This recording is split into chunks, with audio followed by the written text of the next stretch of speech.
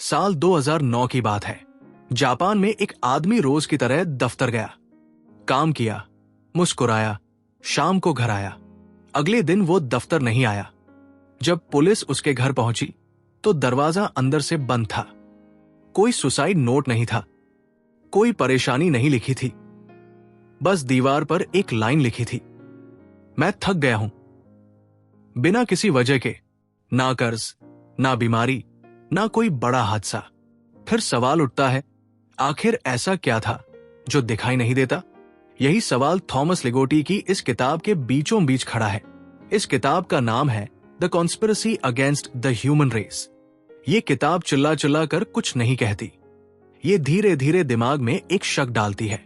एक ऐसा शक जो आम आदमी भी महसूस करता है लेकिन कभी बोल नहीं पाता। कभी ऐसा लगा है कि सब कुछ ठीक होते हुए भी अंदर कुछ ठीक नहीं है। कभी ऐसा हुआ है कि थकान नींद से नहीं जाती, और जब तुम पूछो तो समाज कहे सबके साथ होता है, ज्यादा मत सोचो, बस आगे बढ़ते रहो। पर अगर यही आगे बढ़ना ही सवाल हो तो? लिगोटी इस किताब में एक खतरनाक बात की तरफ इशारा करता है। वो सीधे जवाब नहीं देता, वो बस एक शक छोड़ देता है। कहीं ऐसा तो नहीं कि परेशानी हमारी जिंदगी में नहीं बल्कि हमारे होने में ही है? हम इस किताब को 6 हिस्सों में समझेंगे। हर हिस्सा एक आम इंसान की जिंदगी से जुड़ा होगा और हर हिस्सा समाज की उस सच्चाई को छुएगा जिसे हम रोज देखते हैं लेकिन देखने से बचते हैं। पहला हिस्सा शुरू होता है एक सवाल से, अगर सब कुछ ठीक है तो इतना भारीपन क्यों है? चैप्टर 1, द कर्ज ऑफ बीइंग अवेयर। एक समय की बात है, दक्षिण कोरिया में एक बड़ा कॉर्पोरेट ऑफिस था। वहां एक कर्मचारी रोज समय पर आता था, काम पूरा करता था, किसी से झगड़ा नहीं, किसी से शिकायत नहीं। एक दिन वो ऑफिस की छत से कूद गया। जांच हुई, कोई सुसाइड नोट नहीं मिला। बॉस ने कहा, हमें कोई संकेत नहीं मिला। सहकर्मियों ने कहा, वो तो बिल्कुल ठीक लगता था। पर सवाल यह है कि अगर सब ठीक था तो यह हुआ क्यों? यहीं से इस अध्याय की असली बात शुरू होती है। इंसान की सबसे बड़ी ताकत बताई जाती है, सोचने की शक्ति। पर थॉमस लिगोटी यही शक पैदा करता है। वो कहता है, शायद यही ताकत हमारी सबसे बड़ी सजा भी है। अफ्रीका के जंगलों में रहने वाले जानवरों को देखिए। शेर शिकार करता है, खाता है, सो जाता है। उसे ये डर नहीं होता कि कल क्या होगा। उसे ये चिंता नहीं सताती कि उसकी जिंदगी का मतलब क्या है। पर इंसान, एक टैक्सी ड्राइवर जो दिन भर सवारी ढोता है, रात को घर लौटकर छत को घूरता है और सोचता है, मैं यही करता रहूंगा क्या? पेट भरा है, परिवार है, फिर भी मन खाली है। ये खालीपन भूख से नहीं आता, ये सोच से आता है। 2018 में इंग्लैंड में एक सर्वे हुआ। उसमें बताया गया कि ज्यादातर लोग अपने काम से नहीं, अपने विचारों से थक चुके हैं। काम तो खत्म हो जाता है पर दिमाग बंद नहीं होता। बिस्तर पर लेटे लेटे भी दिमाग सवाल पूछता रहता है। यही वो जगह है जहां इंसान जानवर से अलग हो जाता है और शायद यही हार भी जाता है। समाज इस हालत को नाम देता है ओवरथिंकिंग, जैसे ये कोई छोटी सी आदत हो। पर लिगोटी इशारा करता है कि ये आदत नहीं बल्कि इंसान होने की कीमत है। एक स्कूल टीचर की कहानी सामने आई थी जो बच्चों को पूरे मन से पढ़ाती थी, छुट्टियों में भी कॉपियां जांचती थी। एक दिन उसने नौकरी छोड़ दी। उसने कहा, मुझे पढ़ाने से नफरत नहीं हुई, मुझे खुद से सवाल पूछने से थकान हो गई। ये थकान शरीर की नहीं थी, ये जागरूक होने की थकान थी। हम जितना ज्यादा समझते हैं उतना ही ज्यादा टूटते हैं। हमें पता होता है कि समय निकल रहा है, हमें पता होता है कि सब अस्थायी है, हमें पता होता है कि अंत तय है। ये जानना ही इंसान को भारी बना देता है। समाज यहां हस्तक्षेप करता है। वो कहता है, इतना मत सोचो। पर सोच बंद कैसे हो? अगर आंख खुली हो तो अंधेरा दिखता ही है। लिगोटी ये नहीं कहता कि कोई हमें नुकसान पहुंचा रहा है, वो बस इतना कहता है कि शायद हमें ऐसा दिमाग ही दे दिया गया है जो जिंदगी को सह नहीं पाता। ये कोई हादसा नहीं, ये एक स्थिति है। और यही एक डरावना सवाल जम लेता है, अगर सोच ही हमारी पीड़ा की जड़ है तो वो मैं कौन है जो ये सब सोच रहा है? क्या वो सच में हमारे काबू में है या हम किसी और के इशारों पर चल रहे हैं? यहीं से अगली परत खुलने वाली है। Chapter 2, the illusion called main. साल 2016 की बात है। अमेरिका में एक आईटी कंपनी के सीनियर मैनेजर ने अचानक इस्तीफा दे दिया। सालों से वही नौकरी, वही पहचान, वही इज्जत। जब उससे पूछा गया कि क्यों छोड़ रहे हैं, तो उसने सिर्फ इतना कहा, मुझे नहीं पता मैं कौन बन गया हूं। कोई बीमारी नहीं थी, कोई आर्थिक दिक्कत नहीं थी, फिर भी वो आदमी अपनी ही जिंदगी से बाहर निकलना चाहता था। यहीं से ये अध्याय शुरू होता है। हम सब एक शब्द बहुत भरोसे से बोलते हैं, मैं ऐसा हूं, मैं ये चाहता हूं, मैं ये कर रहा हूं। पर लिगोटी यही सवाल खड़ा करता है, ये मैं आखिर है कौन? एक गांव का लड़का शहर आता है। कुछ साल बाद वो कहता है, मैं प्रोफेशन हूं। एक महिला शादी के बाद कहती है, मैं पत्नी हूं। कोई कहता है, मैं पिता हूं। कोई कहता है, मैं कर्मचारी हूं। हर जगह मैं बदलता रहता है। तो असली मैं कहाँ है? फ्रांस में एक सामाजिक प्रयोग हुआ था। कुछ लोगों को बिना बताए उनकी दिनचर्या बदल दी गई। काम का समय, बैठने की जगह, आदेश देने वाला व्यक्ति, सब बदल दिया गया। कुछ ही हफ्तों में लोग चिड़चिड़े, भ्रमित और अस्थिर हो गए। कारण साफ था, उनकी पहचान हिल गई थी। मतलब, मैं कोई अंदर की चीज नहीं, बाहर से बनाई गई व्यवस्था है। समाज इस मैं को तैयार करता है, नाम देता है, रोल देता है, और फिर उम्मीद करता है कि इंसान उसी दायरे में जीता रहे। एक फैक्ट्री मजदूर की खबर आई थी, जिसने 30 साल एक ही मशीन चलाई। रिटायरमेंट के 3 महीने बाद उसकी मृत्यु हो गई। डॉक्टर ने कहा, दिल कमजोर था।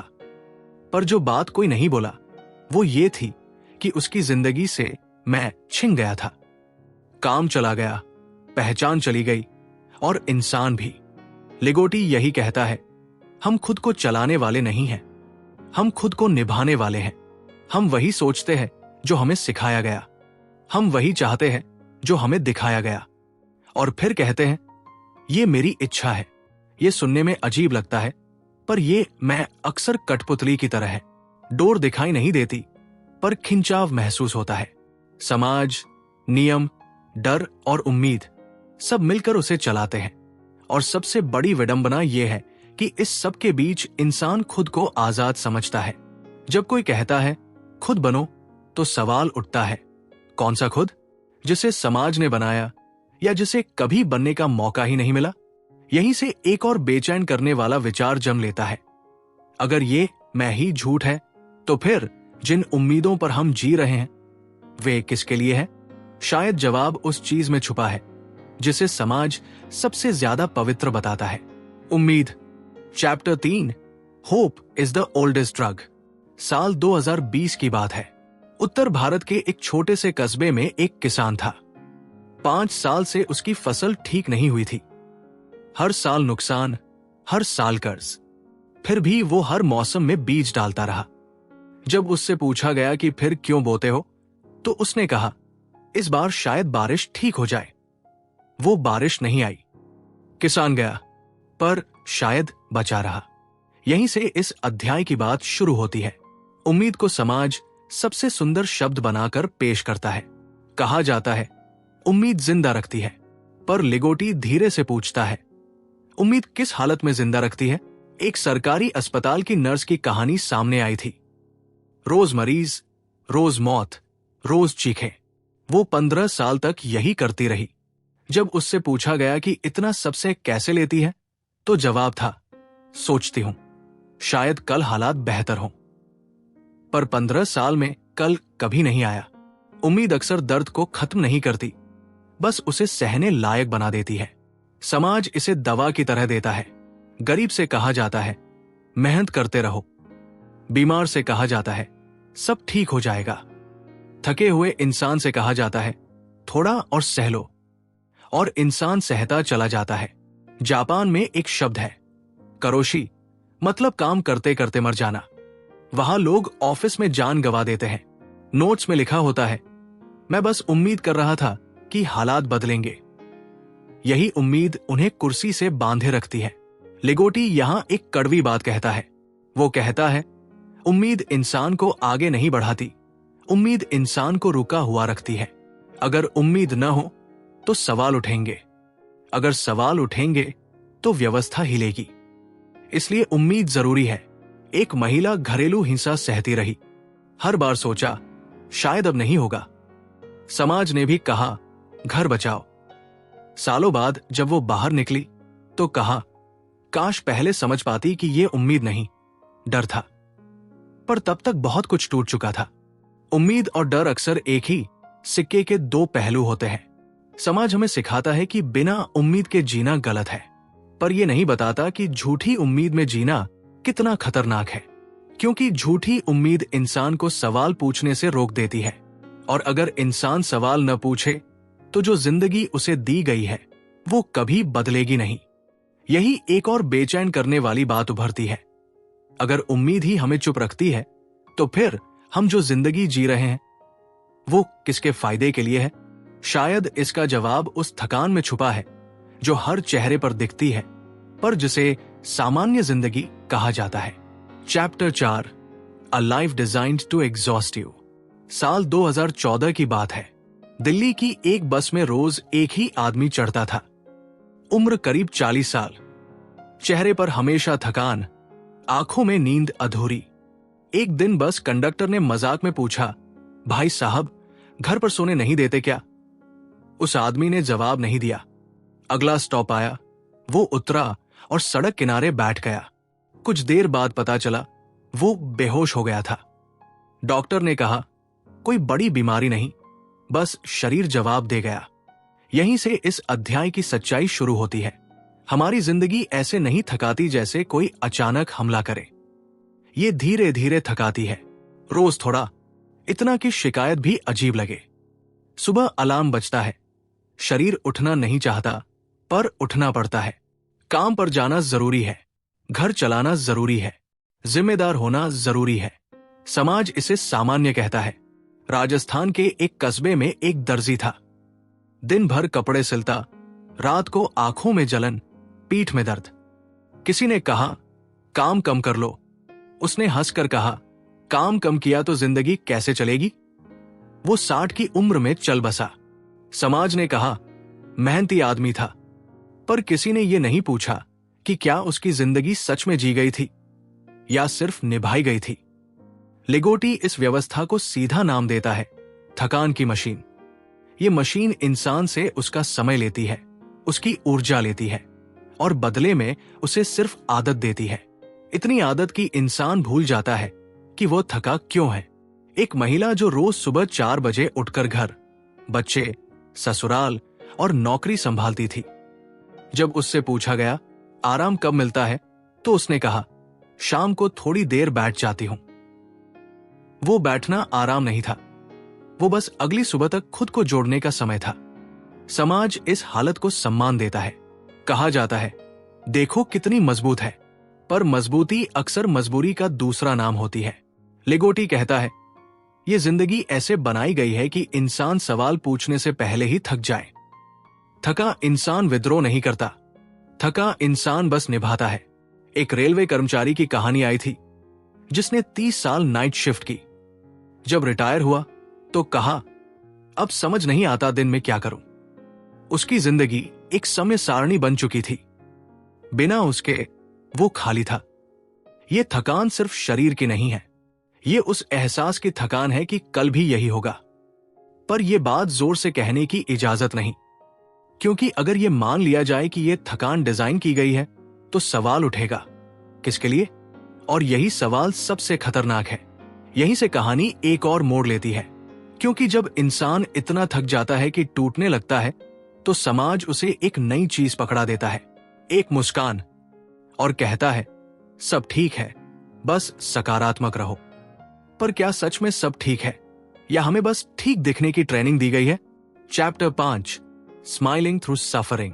साल 2017 की बात है। मध्य प्रदेश के एक छोटे शहर में एक लड़की की शादी हुई। शादी के कुछ महीनों बाद ही उसके चेहरे से हंसी गायब हो गई। पड़ोसियों ने देखा, रिश्तेदारों ने देखा, पर हर बार जब उससे पूछा गया, सब ठीक है, वो हल्की सी मुस्कान के साथ कहती, हाँ सब ठीक है। एक दिन वो चुपचाप मायके लौट आई। बाद में पता चला वो सालों से अपमान और डर के साथ जी रही थी। सबसे ज्यादा जो चीज उस पर थोपी गई थी वो थी मुस्कान। कहा गया था, सब्र रखो, हंसती रहो, इज्जत बनी रहेगी। यहीं से इस अध्याय की बात खुलती है। समाज को दुख से दिक्कत नहीं है, समाज को दिक्कत है दिखते हुए दुख से। अगर कोई चुपचाप सहले, मुस्कुराता रहे तो वो अच्छा इंसान कहलाता है।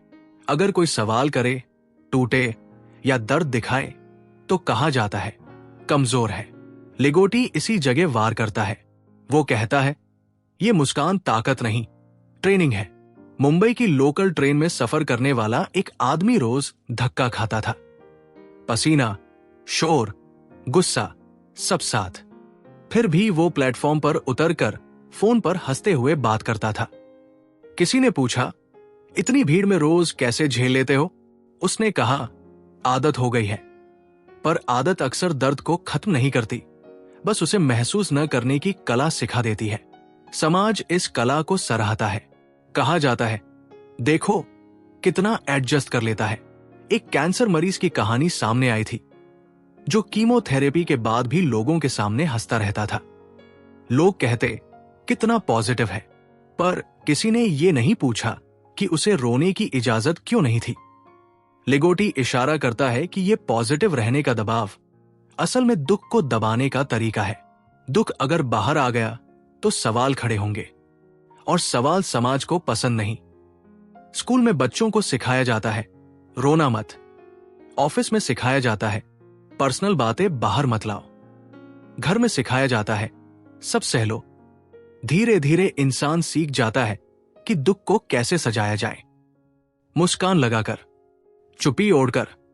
एक वृद्ध व्यक्ति की खबर आई थी जो हर सुबह पार्क में हंसते हुए टहलता था। लोग कहते, बहुत खुशमिजाज है। एक दिन वो बेंच पर बैठे बैठे चल बसा। बाद में पता चला वो सालों से अकेलापन झेल रहा था। उसकी मुस्कान किसी को परेशान न करे, इसलिए वो उसे रोज पहनता रहा। लिगोटी के लिए यह सबसे डरावनी बात है, दुख का होना नहीं, दुख का सामान्य हो जाना। जब पूरा समाज दुख को मुस्कान के पीछे छुपाने लगे तो सच बोलने वाला अजीब लगने लगता है। और यही एक और सवाल उभरता है, अगर हमें हर हाल में मुस्कुराना सिखाया गया है तो सच आखिर छुपाया किससे जा रहा है? क्योंकि शायद सबसे खतरनाक चीज दुख नहीं, बल्कि वो सच है जो उस दुख के नीचे दबा हुआ है। और उसी सच की परत अगले हिस्से में खुलने वाली है। Chapter 6, the truth nobody wants. साल 2013 की बात है। जर्मनी में एक बुजुर्ग प्रोफेसर थे। पूरी जिंदगी पढ़ाया, किताबें लिखी, सम्मान पाया। एक इंटरव्यू में उनसे पूछा गया, इतना ज्ञान पाने के बाद आप जिंदगी को कैसे देखते हैं? वो थोड़ी देर चुप रहे, फिर बोले, जितना ज्यादा समझ आया उतना ही भारी होता गया। ये लाइन टीवी पर नहीं दिखाई गई, एडिट कर दी गई, क्योंकि ये लाइन आरामदायक नहीं थी। यहीं से इस आखिरी अध्याय की बात शुरू होती है। सच अक्सर डरावना नहीं होता, सच असुविधाजनक होता है। समाज उन सच्चाइयों को पसंद करता है जो संभाली जा सके, जो पोस्टर पर छप सके, जो भाषणों में तालियां दिला सके। पर लिगोटी जिस सच की बात करता है वो ऐसा सच है जिसे पकड़कर खड़ा नहीं हुआ जा सकता। एक मेडिकल कॉलेज की घटना सामने आई थी। एक छात्र ने कहा, मुझे डर लगता है कि ये सब बेकार है। प्रोफेसर ने जवाब दिया, ऐसी बातें मत सोचो, इससे करियर खराब होता है। मतलब सवाल गलत नहीं था, पर सवाल पूछना गलत था। समाज सच से नहीं डरता, समाज उस असर से डरता है जो सच लोगों पर डाल सकता है। अगर लोग मान ले कि जिंदगी कोई पवित्र कहानी नहीं बल्कि एक संयोग है, तो बहुत सी व्यवस्थाएं हिल जाएंगी। फिर लोग पूछेंगे, इतना सहना जरूरी क्यों है? इतना निभाना जरूरी क्यों है? और ये सवाल बहुत खतरनाक है। लिगोटी ये नहीं कहता कि सब कुछ छोड़ दिया जाए, वो बस ये कहता है कि जिस कहानी को सच मानकर हम जी रहे हैं वो शायद पूरी कहानी नहीं है। एक वृद्ध महिला की खबर आई थी जो अंतिम दिनों में बोली, काश किसी ने पहले बता दिया होता कि थक जाना मेरी गलती नहीं है। उसका दुख ये नहीं था कि जिंदगी मुश्किल रही, उसका दुख यह था कि उसने खुद को दोषी माना। यही वो सच है जिसे समाज नहीं चाहता, कि शायद समस्या इंसान में नहीं बल्कि इंसान होने की हालत में है। और जब ये बात समझ में आने लगती है तो एक अजीब शांति भी आती है, क्योंकि फिर खुद से नफरत कम हो जाती है। पर यह शांति भी समाज के काम की नहीं, क्योंकि शांत इंसान सवाल पूछ सकता है। यही ये किताब चुप हो जाती है, कोई समाधान नहीं देती, कोई रास्ता नहीं दिखाती, बस एक आईना रख देती है। और अब सवाल ये नहीं है कि आईने में क्या दिखा, सवाल यह है कि क्या वो चेहरा अब अनदेखा किया जा सकता है। अगर ये कहानी कहीं ना कहीं आपकी अपनी जिंदगी से टकराई है तो हो सकता है ये वीडियो सिर्फ सुना नहीं गया हो, महसूस किया गया हो। अगर ऐसा है तो इस वीडियो को लाइक कीजिए, चैनल को सब्सक्राइब कीजिए और कमेंट में लिखिए कौन सी बात सबसे ज्यादा चुभी, क्योंकि कई बार चुप रहने से ज्यादा जरूरी होता है सुन लिया जाना। मिलते हैं अगली किताब के साथ।